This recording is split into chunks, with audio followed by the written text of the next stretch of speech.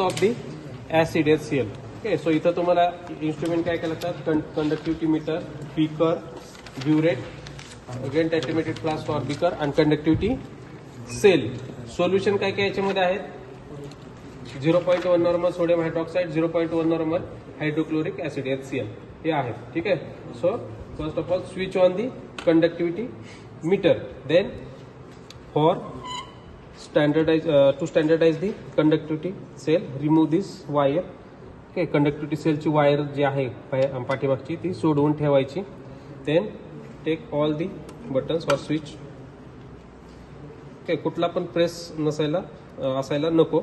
set 25 here temperature knob at 25 degree Celsius and on calibration mode. आता हा वरती खाली जर प्रेस केला तर हा मेजर करतो, ह्याला वरती ठेवला तर हा कॅलिब्रेशन मोडला आहे. And by using calibration knob set here 1 to 88. आता समजा हा खूप वेगळा आहे, असा काहीतरी 1093, ह्याला 1288 ला तुम्हाला काय करायचं आहे, सेट करायचं आहे. तर नियरली 1286 89 वगैरे काहीतरी असं थोडंसं करा. थोडा जरी हे झाला मूव झाला तरी त्याचं सेटिंग जातं. तर 1289 वगैरे आला तर हा आपण स्टँडर्डाइज झाला असं म्हणू. नंतर ह्या टेम्परेचरच्या नॉबला आणि ह्याला हात लावायचा नाही, कॅलिब्रेशनच्या नॉबला. Then now this is on calibration mode, so you have to change this mode to the measurement mode. ह्याला प्रेस करायचं नंतर. Then again join this wire. He wire त्या ठिकाणी पाठीमागे जोडून टाकायची. जोडली वायर, तुम्हाला आता इथं काय रिडिंग येणार नाही, 00 येईल. And then you have to choose the cell constant. Here are 3 switches with the 0.1, 0.5 and 1 cell constant. Okay, so we have here conductivity cell with the cell constant 1. Cell constant means it is a ratio of L upon A. L upon A means length between or distance between two electrodes upon cross sectional area A. Length चा unit काय येतं, centimetre, upon एरियाचा centimetre square. So centimetre upon centimetre square means 1 अपॉन centimetre और centimetre inverse. So cell constant L by A has a unit per centimetre और 1 अपॉन centimetre और centimetre inverse. Okay, so आपल्याकडे जो काही कंडक्टिव्हिटी सेल आहे त्याचा सेल कॉन्स्टंट 1 आहे, म्हणून तुम्हाला हे प्रेस करायचं. ठीक आहे, हे प्रेस करायचं आहे. आणि दुसरं काय की हे जे सोल्युशन तुम्हाला दिलेलं आहे त्याची कंडक्टिव्हिटीची रेंज तुम्हाला निवडायची. 20 मायक्रोसिमन्स, 200 मायक्रोसिमन्स, 2 मिलीसिमन्स, 20 आणि 200 मिलीसिमन्स साधारणतः इथं आहेत. आपल्याकडे जे सोल्युशन आहे ते त्याच्यावरून लक्षात येतं की 20 किंवा 200 मिलीसिमन्सचं तुम्हाला ते रिडिंग त्या रेंजमध्ये देतं. साधारणतः सुरुवातीला तुम्हाला 200 ची रेंज घ्यावी लागते. काय करायचं आता लक्षात घ्या, ओव्हरऑल 25 करायचं हे सुरुवातीला कॅलिब्रेशन, आणि नंतर प्रेस करून मेजरमेंट मोडवरती हा मेजरमेंटचा कॅलिब्रेशनचा नॉब आहे, हा सेल कॉन्स्टंटचा 1 चा घ्यायचा आहे. आणि सुरुवातीला रेंज किती घ्यायची, 200 ची रेंज मिलीसिमन्स मध्ये आहे. कशामध्ये, मिलीसिमन्स. आता नेक्स्ट इकडं ह्याच्यामध्ये काय करायचं, you have to fill burette with the NaOH solution. Wash वगैरे करायचं ती प्रोसेस मध्ये लिहा.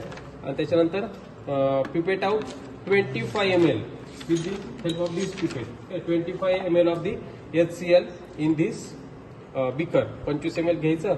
Then after setting this or calibration of the conductivity cell, deep conductivity cell into the solution. त्या सोल्युशन मध्ये HCl च्या डीप करायचं.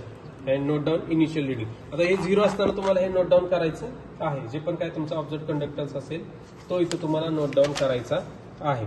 देन ऍड, आता हे तुमचे रिडिंग जे असतात ना तिथं अशा ॲडव्हर फॉर्म मध्ये 1, 2, असं दिलं असतं, 0, 1, 5, 10 असं दिलेलं असतं. ते तुम्ही उभ्या पद्धतीने लिहून तुमचा ऑब्झर्वेशन टेबल करायचा.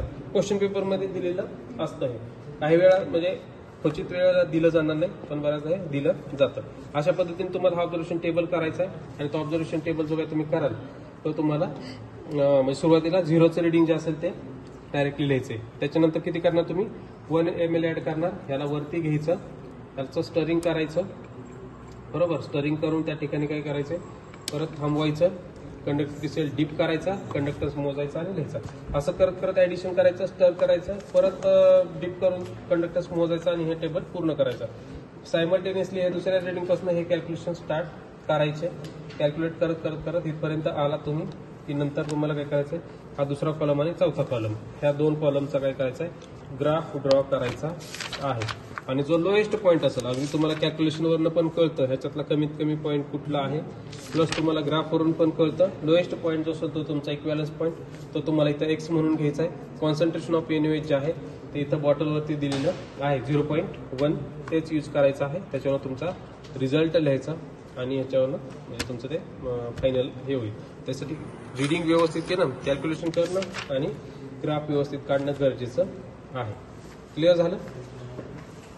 कॅल्सी अलाउड आहे, कॅल्सी अलाउड आहे, काय अडचण नाही. ठीक आहे, झालंय. रेंज आता तुमचा सुरुवातीला 200 येते, साधारणतः 30-35 वगैरे पर्यंत तुम्हाला सुरुवातीच रिडिंग देतं. 23-24 पण देतं, 25 पण देतं, काही सांगता येत नाही. डिपेंड अपॉन त्यावेळेची कंडिशन, टेम्परेचर आणि सोल्युशनचं कॉन्सन्ट्रेशन कसं तयार झालेलं आहे त्याच्यावरती. पण 200ची रेंज तुम्ही घेतली नंतर कंडक्टन्स काय होत जातो, कमी होतात. इथं बघा 25 आला, हा कमी 23ला आला, 19ला आला, नंतर काय आला, डायरेक्ट 13ला आला. तसा 17-18 वगैरे जर आला किंवा त्याच्या खाली गेला तर मग ही रेंज 20ची घेऊन टाकायची. 20च्या खाली, पण 20च्या खाली लगेच नाही, 19ला वगैरे नाही, 17-18 वगैरे जसे 18पासून ही चेंज करायची. ठीक आहे, कारण काय की 200ला अॅक्युरसी कमी होते म्हणून 20ला अॅक्युरसी वाढते, तर 20ला घ्यायचं. इथे ध्यानात झालं. 20च्या खाली साधारणतः म्हणा 18 पासून साधारणतः ही 20ची रेंज तुम्हाला घ्यायची. ठीक आहे, करा बंद.